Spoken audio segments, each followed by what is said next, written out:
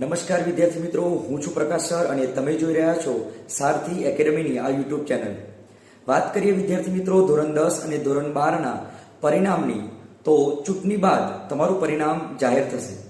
ગુજરાતમાં 7 મેના રોજ ચૂંટણી યોજવાની છે.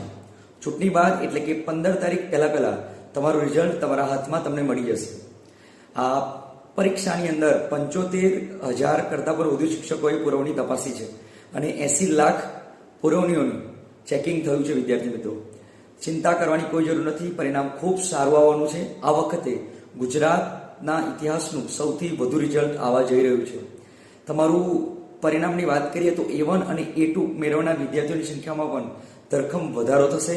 તો ટૂંક સમયમાં તમારી આતુરતાનો અંત આવશે. નમસ્કાર.